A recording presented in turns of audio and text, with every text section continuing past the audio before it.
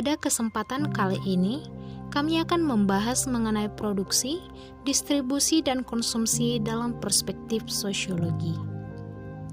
Produksi, distribusi, dan konsumsi adalah komponen-komponen penting yang terkait dengan ekonomi.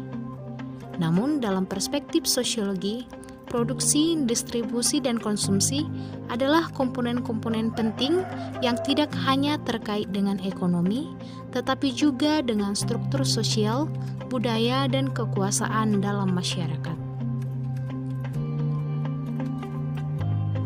Yang pertama, produksi dalam perspektif sosiologi. Dalam perspektif sosiologi, produksi dipahami sebagai proses sosial yang kompleks, di mana manusia mengubah sumber daya alam menjadi barang dan jasa yang memiliki nilai. Tentu ini bukan hanya proses ekonomi atau teknis, melainkan juga melibatkan hubungan sosial, struktur kekuasaan, dan nilai-nilai budaya, serta juga sebagai aktivitas sosial yang melibatkan berbagai aktor, termasuk pekerja, pemilik modal, dan pemerintah. Terkait dengan produksi, salah satu teori yang kami angkat yaitu teori Karl Marx tentang mode of production atau mode produksi. Menurut Marx, mode of production atau mode produksi terdiri dari dua elemen utama, yaitu yang pertama kekuatan produktif. Ini mencakup teknologi, alat, teknik, dan keterampilan yang digunakan dalam proses produksi. Yang kedua, relasi produksi. Ini merujuk pada hubungan sosial antara orang-orang yang terlibat dalam proses produksi, terutama hubungan antara pemilik alat produksi dan pekerja. 2. Distribusi. Distribusi adalah proses penyebaran barang dan jasa dari produsen ke konsumen. Ini mencakup jaringan dan sistem logistik, serta institusi seperti pasar, pengecer, dan sistem distribusi lainnya. Namun, dalam perspektif sosiologi, distribusi mengacu pada proses dan mekanisme sosial yang menentukan bagaimana sumber daya, kekayaan, barang, dan jasa dialokasikan di antara individu dan kelompok dalam masyarakat.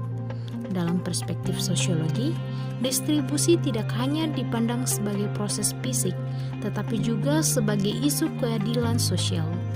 Pertanyaan tentang siapa yang mendapat akses ke barang dan jasa tertentu seringkali berkaitan dengan ketidaksetaraan sosial dan ekonomi. Terkait dengan distribusi, teori yang kami angkat yaitu teori keadilan distributif yang dikembangkan oleh John Rawls yang berfokus pada bagaimana sumber daya harus dialokasikan untuk memastikan keadilan dan kesetaraan. Rawls mengusulkan dua prinsip keadilan utama, yaitu yang pertama prinsip kebebasan yang setara. Setiap orang memiliki hak yang sama atas sistem kebebasan dasar yang paling luas, yang kompatibel dengan sistem kebebasan serupa bagi semua orang. Kemudian yang kedua, prinsip perbedaan. Ketidaksetaraan sosial dan ekonomi harus diatur sedemikian rupa sehingga A menguntungkan anggota masyarakat yang paling kurang beruntung, atau prinsip perbedaan. B terkait dengan jabatan dan posisi yang terbuka bagi semua dalam kondisi kesetaraan kesempatan yang adil. 3. Konsumsi. Dalam perspektif sosiologi, konsumsi tidak hanya dipahami sebagai tindakan membeli atau menggunakan barang dan jasa. Konsumsi dilihat sebagai proses sosial yang melibatkan makna, identitas, dan interaksi sosial.